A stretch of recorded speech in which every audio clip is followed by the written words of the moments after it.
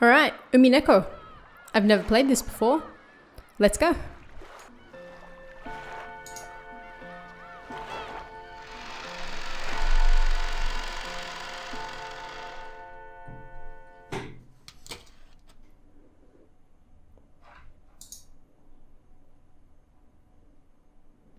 This story is very obviously fictional and fantastic in nature. Any resemblance to existing, etc., etc. Okay. Again?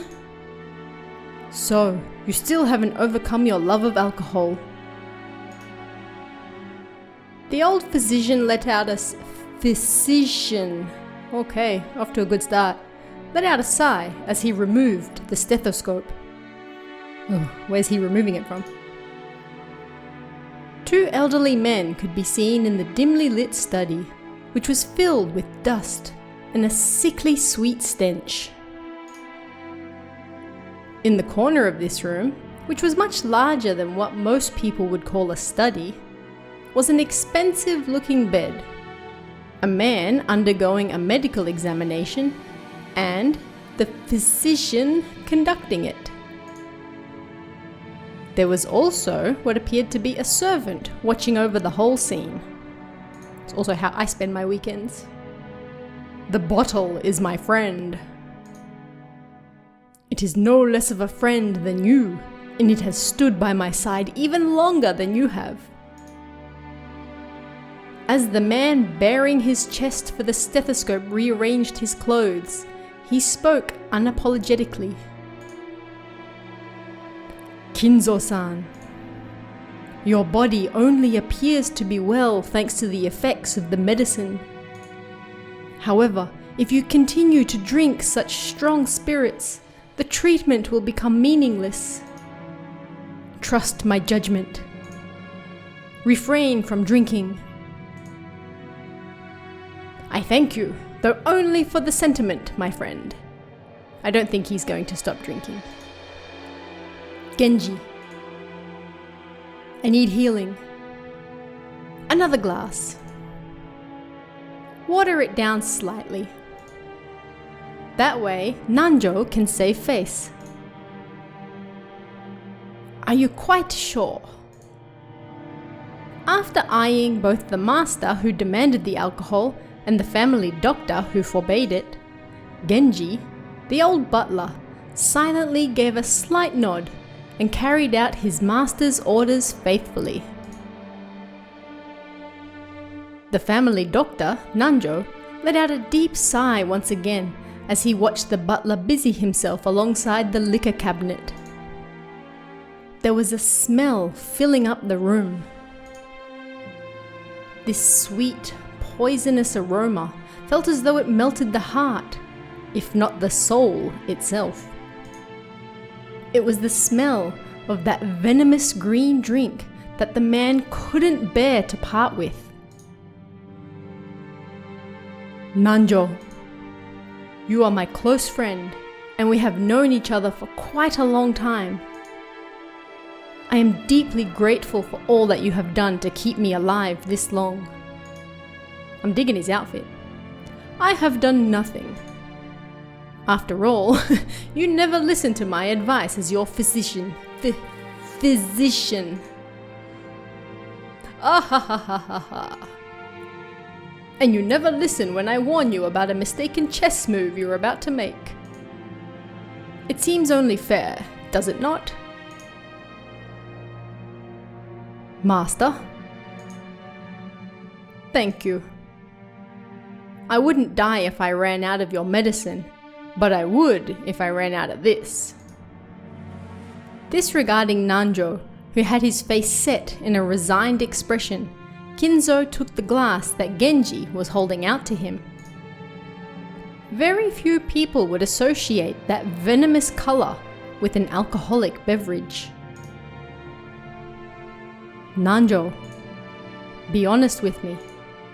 How much time do I have left? Well now, how short must I make it to convince you to set the bottle aside? Nanjo once again let out a sigh of resignation. Then, he finally spoke to Kinzo as the latter swirled his glass.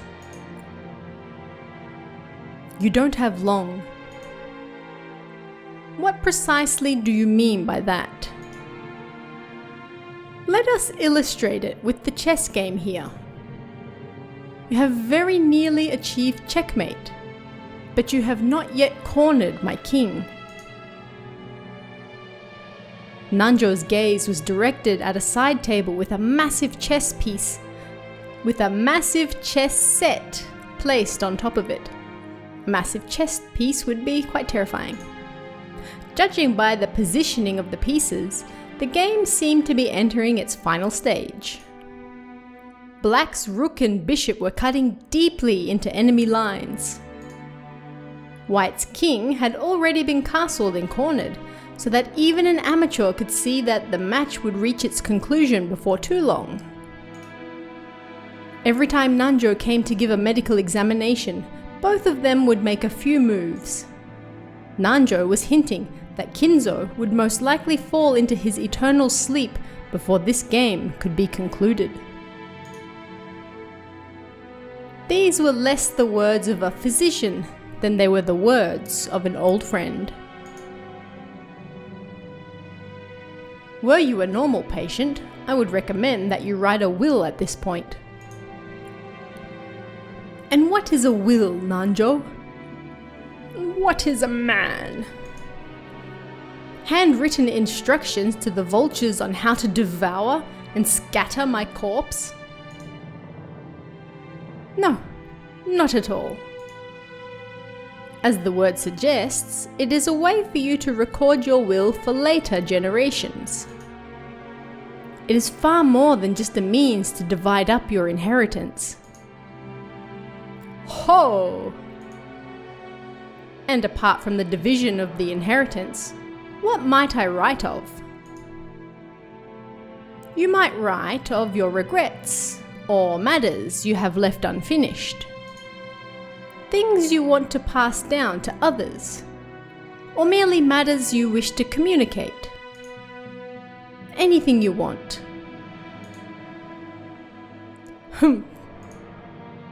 Things I want to pass down to others, or matters I wish to communicate. Ridiculous. I, Ushiromiya Kinzo, have not one thing I want to tell or leave behind. I was born with nothing. I will die with nothing.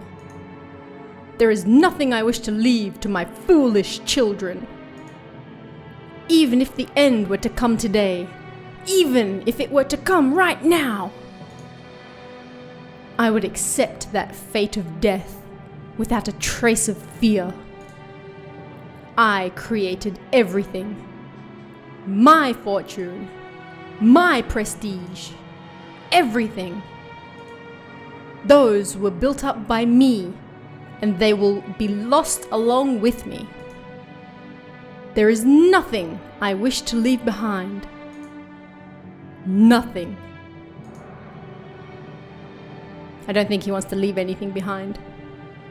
After I'm gone, I care not if it all goes to waste. I desire no tomb, no coffin. Those were the terms of the contract I made with the witch. Alright, I hear a cat scratching at the door, so I need to take a tiny break. Okay, what are we doing, a witch? When I die, everything will be lost. That has been part of the promise since the beginning, and that's why nothing will be left behind. There is nothing I can leave behind. After reaching a furious crescendo, Kinzo suddenly slumped over. His expression was limp and feeble, as though an evil spirit had possessed him and then left. However, I do have one regret. I have nothing to leave behind, but there is one thing I cannot leave undone. You would do well to write it down. Of course, it would be best if you could finish it before your time comes. However, even if the worst happens, those who come after you will carry it to completion. You must leave behind your regrets so that they can be resolved even if you are unable to do so yourself. That is the purpose of a will. When Nanjo tried to gently pat Kinzo's shoulder, the dying man flew into a sudden rage and batted away Nanjo's hand. "It's useless! Useless! Useless! It must be done while I still live. At the moment of my death, my soul will be devoured by the demons of the contract and wiped out of existence. For me, there will be no peace or another world after death. That's why everything must be completed before I go. That's why a will has no meaning for me." Oh my. He's getting very excited. "And even if I had a chance to write such a thing, if I did have such a chance, I'd want to see it. I want to see it one more time. I want to see..." I only know the Japanese pronunciation of this. Beatrice? Beatrice! Beatrice? I'm gonna call her Beatrice. I want to see Beatrice's smiling face one last time. Oh, Beatrice, why have you resisted me for so long? I'll return everything you have given me. I am prepared to lose everything. So please, show me your smile, just one more time. Beatrice, I beg of you. You must be able to hear my plea. That's the kind of woman you are. I beg of you, show yourself to me. You're here, aren't you? You're standing there, invisible, listening to every word I say. And even now you're mocking me from somewhere in this room, aren't you? Please, appear before me once more and smile. Feel free to scold me, even snatch away my life by your own hands if you so desire. I don't want to die alone like this. I cannot let myself die until I've seen your smile just one more time. Ah, Beatrice, Beatrice! I offer up this life of mine. I offer it up to you. I'm begging you, Beatrice! Ooh.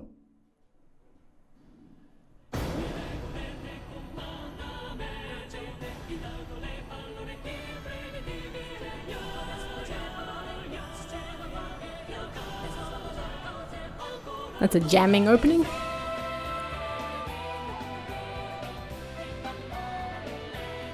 Welcome to Rokkenjima.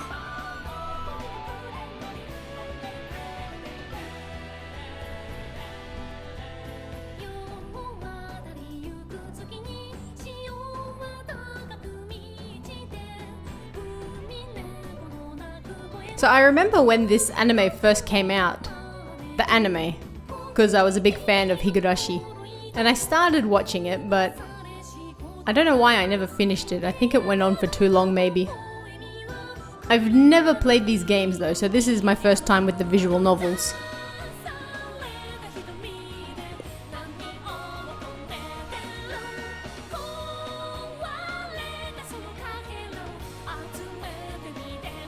I like this opening.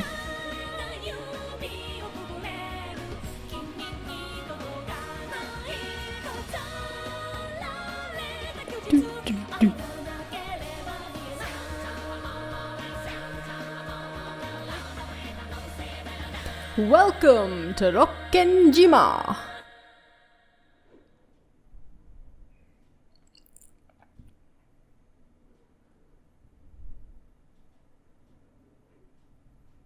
The first day, October 4th, 1986.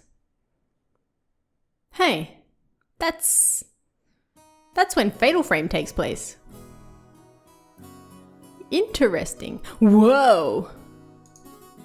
Things sure move with the times. I can't believe we'll be able to make the trip in just 20 minutes. I couldn't help but scratch my head and marvel at how far things have come in recent years. We used to go by boat. Back then, we were all forced to endure nearly half a day of swaying back and forth over the sea before we reached Niijima. Things have gotten so much more convenient these days. Still, I've never been on a plane this small. I've flown in a huge jumbo jet before, but this will be my first experience in such a tiny one. It's gonna shake, isn't it? They say smaller boats shake more than big ones, so I guess the same rule probably applies to planes. Just spare me. Ha ha ha ha ha! Don't worry, Battler-kun. It shakes much less than that boat did. Gah! Is that you, George Aniki? This seems really strange with English names. Hehe, don't scare me like that. You just shaved 3 years of my life. Anyway, what's shaking got to do with anything? You don't think I'm actually scared of the plane shaking or maybe falling out of the sky or something, right? Oh, of course not. My mistake. I see you've changed a lot since we last saw you. After all, it's been 6 years since then. You're not a kid anymore. Ha ha ha ha ha. Sheesh. And here you are, old enough to smoke and drink. I've got no interest in smoking, but I've always wanted to try some booze, hehehe. Well, if you've got your dad's genes, I'll bet you can hold your own when it comes to drinking, right? Well, I usually drink for business rather than pleasure. It's pretty hard to do business in Japan without it. This is very true. That's exactly right. That's why I never miss a chance to get in some practice. That's no good, Battler-kun. You're still a minor. Don't you know alcohol can stunt the growth of... never mind. Come on, I'm tall enough already. In fact, it'd be easier to find clothes if I shrunk a little. I puffed my chest out proudly. Until I hit my growth spurt, my height was below average in my class. But then I grew and grew, and before I knew it, I'd passed 180 centimeters. I guess I have all that muscle training and those shady mail order performance enhancing drugs to thank for that. Wait, what? Why is he mail ordering shady performance enhancing drugs? Before then, I never dreamed that I'd shoot 10 centimeters above George Aniki, who'd reached his peak height early on. Damn, I bet my relatives all say, "Look how big you've grown, Battler-chan," or something. Battler-chan. It's all so embarrassing. I wish they'd just give me a break. Maybe your name shouldn't be Battler-chan. Anyway, my name, Battler. Well, it's pretty damn weird, don't you think? I've got to wonder what my parents were thinking when they named me that. I've never met anyone who could read it right the first time.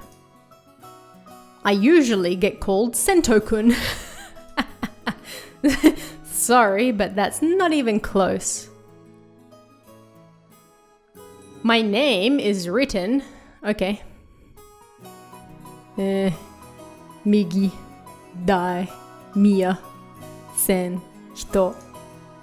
Can you read it? Absolutely not. The first part is my family name. Ushiromiya. I see. Ushiromiya. Ushiromiya. Okay. That's a fairly plausible Japanese pronunciation. So, wait, these people are Japanese? That makes their names even more strange. The problem is my given name. I see.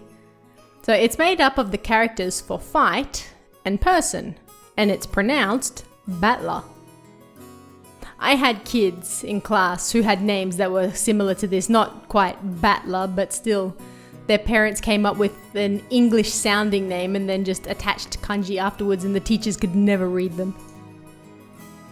Put it all together and you've got Ushiromiya Battler.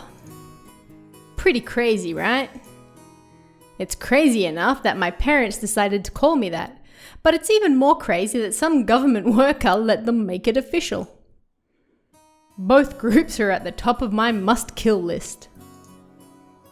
Anyway, this is one of my cousins. His name is Ushiromiya something, pronounced Ushiromiya George. Why is that name so difficult to say? How do they get George out of that? Like, I get the G, Georgie, but whatever. He's 5 years older than me, so he must be turning 23 this year. Since the Ushiromiya cousins consist of 2 boys and 2 girls, I ended up playing with George all the time. And because I've always thought of him as a big brother, I still call him Aniki today. Okay. Whoo, Battler-kun, look how big you've gotten. You know what they say, leave a boy for 3 days and you'll hardly recognize him. They say that? It must be in his blood. Rudolph wasn't that tall either until his high school years. Perhaps people end up taller if their growth spurt comes late. Nah, it's nothing special. A real man just needs to be tough on the inside too. Wait, what's that got to do with height? Exactly. Battler-kun here knows how it works. Real men win or lose based on what they've got on the inside. Can't ever forget to keep up your training and discipline. You gotta do that.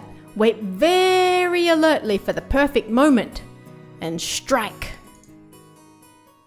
Now, I never even imagined that I'd become the company president I am today, master of my own domain.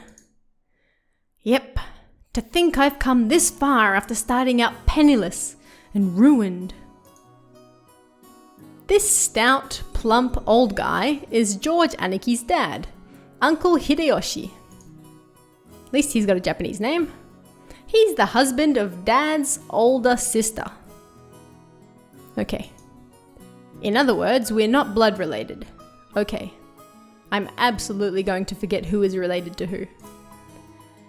He's nice to children, sociable all the time, and even quick to give out some spending money to us kids. Simply put, he's an awesome uncle. No. He speaks in an odd and very noticeable Kansai dialect, but he's actually a natural-born Kanto man. The trader. Apparently, impressions are everything in the business world, so speaking in a different style than other people is an act that makes him stick out more. However, I hear he gets embarrassed when talking within earshot of a real Kansai person, so he switches back to standard Japanese. I don't really get it, but he's definitely an interesting person. If only you weren't so quick to brag about your life story. That's enough for now, I think. I'm sure Battler's getting tired of it. Aren't you? Nope, not at all. Hee hee hee. Nothing wrong with that. I think it's pretty cool for a man to have some stories he can brag about. I don't have anything like that at all. Oh really? I'd imagine a man with your looks would leave girls crying left and right. I can't believe you have nothing at all to brag about. Is that a tattoo? What? You're joking, right? Of course nothing weird like that's ever happened to me. Heck, I wish it would. Come on, you aren't fooling anyone. Giggle. You must tell your aunt all about it later. After all, nothing of the sort ever happens to George. Oh, the burn. Hehehe. This is George Aniki's mother, Aunt Eva. Eva. She's my dad's older sister. She and Uncle Hideyoshi are a pair of jokers, and they've always teased me, back as far as I can remember. This sometimes made them a bit hard to get along with when I was small. Well, I guess the events of the last 30 seconds prove that they can still be hard to get along with. Even so, George Aniki's family is interesting and fun, and they seem to get along just fine. Sheesh, that's pretty much the total opposite of my family. Batla-kun? Have you seen Rudolph-san? What are with these names? Huh? He headed off to the bathroom a while ago. Is he not back yet? Heh, maybe the poor geezer dropped dead. What? Namu? Okay. That's no way to talk about your own father. Still, this isn't the first time he's taken so long in the bathroom. Yeah, the guy's always been that way. Does he really have to take a magazine with him every time he needs to take a dump? And what on earth is he doing in there with those particular magazines? Ihihi. Oh, you don't need to worry about that at all. Since we've been together, I haven't let him do that on his own. Oh. Hihihi. I'll have to get the juicy What? Sounds like Dad's got his balls in an iron grip. I'm a little worried about this family. You know exactly what would happen with that man if I didn't keep a tight grip, don't you? No kidding. You're the only one capable of reining in that old bastard. As his son, I'm more than happy to let you take over. What is even going on? Yes, leave it all to me. After all, that's my specialty. This woman is my father's wife. Her name is Ushiromiya Kirie. Kirie-san. As you can probably tell from our conversation, she's not my real mother. I had hoped that. She's basically my stepmother. Basically. My real mum died 6 years ago, and Kirie-san is the woman Dad married afterwards. Okay? It's understandable for someone my age. I could never bring myself to call his new wife Mum. And I doubt she feels like using the word son on this massive kid who's no relation to her at all. We aren't little kids. We know there's nothing to be gained by fighting. So we decided that we wouldn't force ourselves to pretend that we were family. Naruhodo. I've decided to act a bit more frank with her, acting as though she's a friendly neighbor instead. Okay? It's much easier if we just keep a little distance instead of forcing ourselves to act all close and making each other uncomfortable. Kirie-san has always been very open about all this, and thanks to that, we've been able to get along pretty well. I like her outfit. Then, just when we were bad-mouthing Dad about being in the bathroom, the man himself came back, wiping his hands with a handkerchief. Battler. Hey, what's up, Dad? Oh. Oh, whoa. Don't pinch my ear. Gah! So you've been talking trash about me with Mum again, haven't you? Maybe. What makes it so hard to show a little respect for your father, Ooh. Jiggle. Oh, whoa. Damn it, that hurts. You can stretch my ear all you want, but I'm not going to be able to fly. That hurts. Come on now. Up, down, left, right. Now say, Father, please forgive me for being so rude. Like hell I will. Go find yourself some members-only store if you want it that much. Yeah, let go! The hell is going on? This old bastard is my dad. I think I'm pretty tall myself, but Dad's just about as tall as I am. I'm that dude sitting on the couch over there looking over at them like, what the hell? It's no surprise Aunt Eva started talking about Dad's blood when she saw my height. By the way, my height isn't the only thing I got from him. It seems having weird names runs in the family. Dad's full name is written Ushiromiya Yeah, I can't read that. You can't read it, can you? No. No, I can't. Come on, it's just do. Anyway, this guy's name is pronounced Rudolph. Sure. Haha, he must hate grandfather for giving him that name. Still, that's no reason to pass that weird naming tradition on to me. Boing. As the old bastard twisted my ear all over the place, Aunt Eva snuck up behind him and grabbed his ear. Alright, I'm actually gonna call this episode right here, and I'll see you for more battler fun in the next one. See ya!